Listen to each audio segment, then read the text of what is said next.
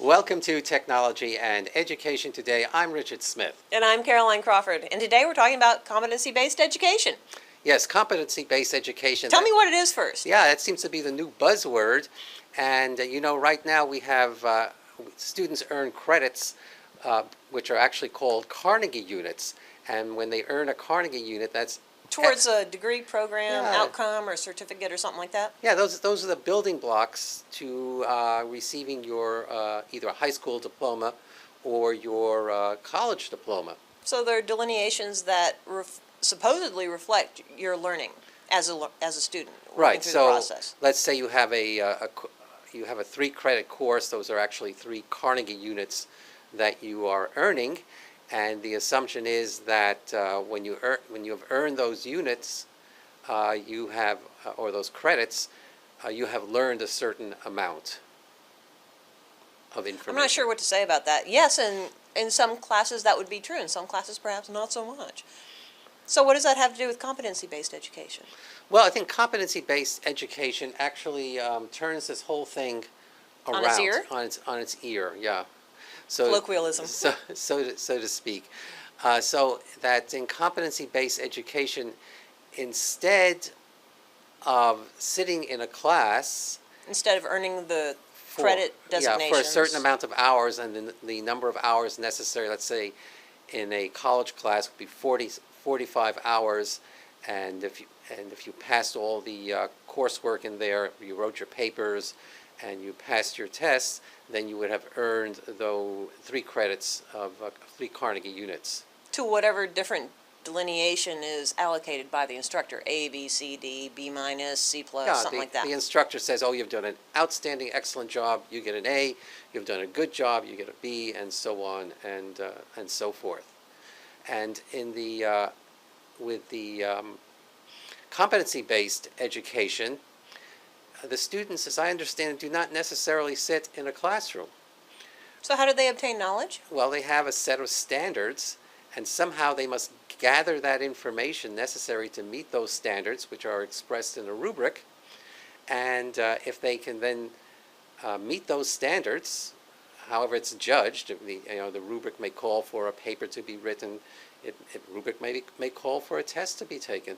My understanding is that competency-based is focused upon outcomes versus inputs, which I don't quite understand, because don't you need the knowledge base of the input in order to work with that knowledge in new different ways in order to reach a level of competency with the information? Well, you're preaching to the choir. No, I'm just, to me, I'm stating the obvious. So I'm asking, so what? What's the difference here? Yeah, the Carnegie unit is old.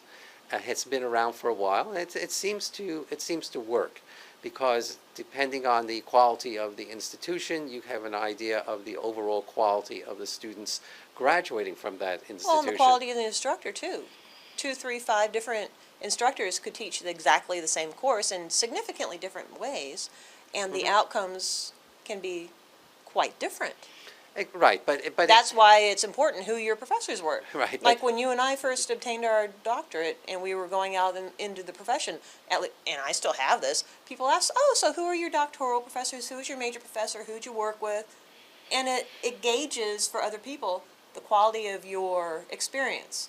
So are you an absolute idiot, or do you have a decent knowledge base because of the quality of your professors? Yeah, and that's particularly true at the doctoral level, but at the undergraduate and master's level too. At the undergraduate level and at the high school level, we're dealing with the overall perception of the school. Yeah.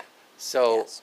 Like your child went to Houston's HSPVA school, which is one of the magnet schools. Yeah, performing arts school, and that school has got amazing reputation. It has a very good reputation, and so people say, oh, you went to Houston Independent School District. But okay. the interesting. Oh, you went to HSPVA. Oh, I see. Significant difference because of the quality. Yes, but the interesting thing about that is that once the students get out of that school, then you get into competency-based evaluation, because they have to go to auditions for. Well, they have to have their major auditions during. Is it their senior year? Well, not the that is the showcasing of what they're doing. But when they graduate, if they want to go into show business directly, Oh, I see. they've got to go to auditions and audition. If they want to go to a school, a college that's dedicated to the arts, they will have to give an audition of their talents in music, acting, or painting. So at that point, yes, they're evaluated on their competencies, but One would imagine that that competency-based role is held throughout HSPVA's curriculum as well. yes, but the thing is that they do attend classes there which have Carnegie units. So the end result of those classes produces somebody who is extremely competent. And they're not the only school that does that. You have LaGuardia Arts in New York City that's been doing it for a lot longer period of time than the High School for Performing and Visual Arts in Houston. But both schools have the same thing in common.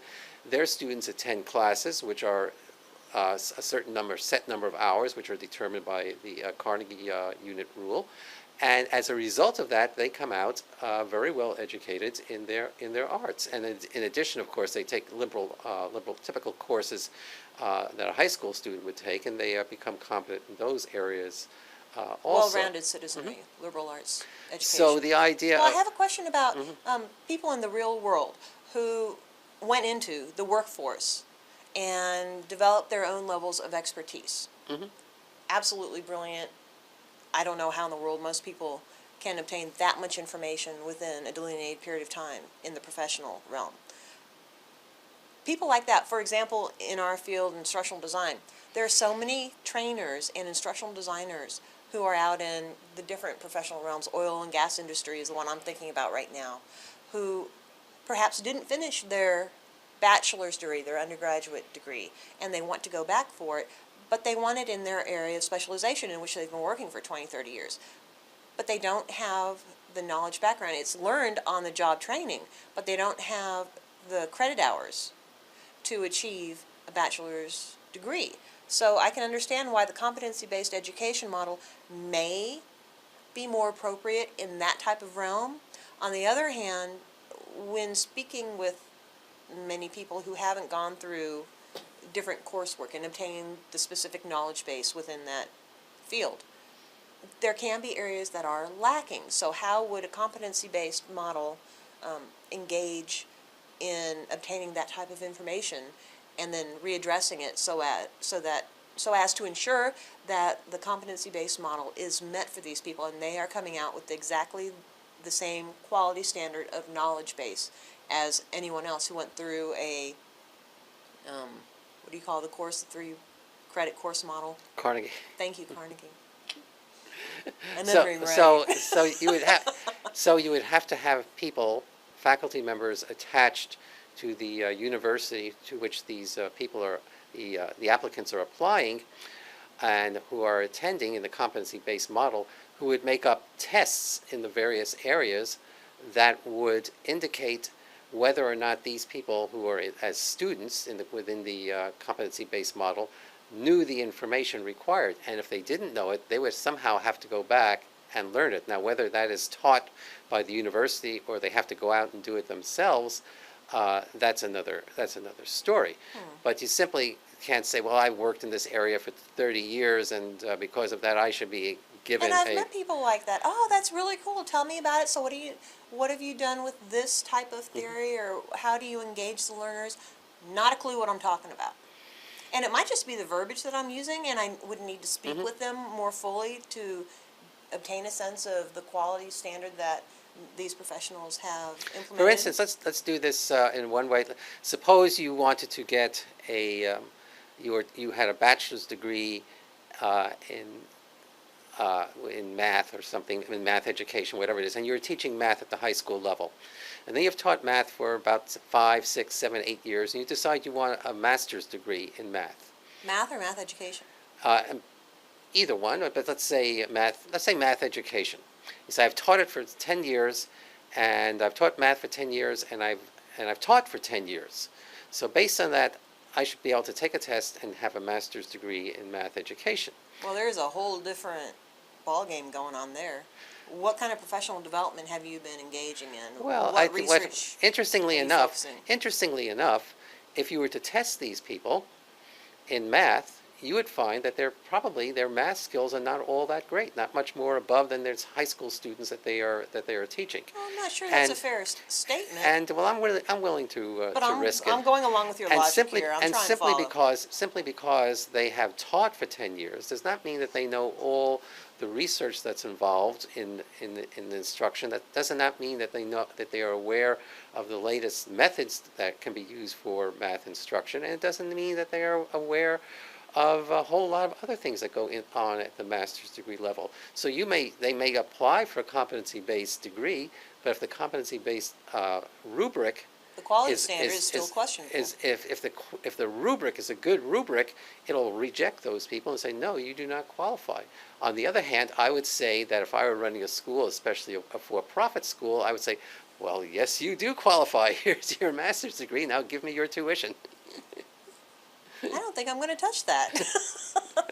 Well, But there's certainly enough flight. that is an interesting discussion about people outside of academia may not necessarily recognize the differentiation between a bachelor's degree and a master's degree and a doctoral degree and what the qualifications are in order to meet each of these different degrees So, within different specialization areas. I would say, competency-based education,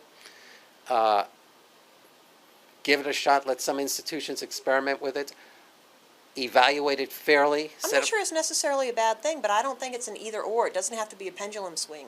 There's nothing wrong with right in the middle having both components mixed. Evaluate it, see if it. Kumbaya.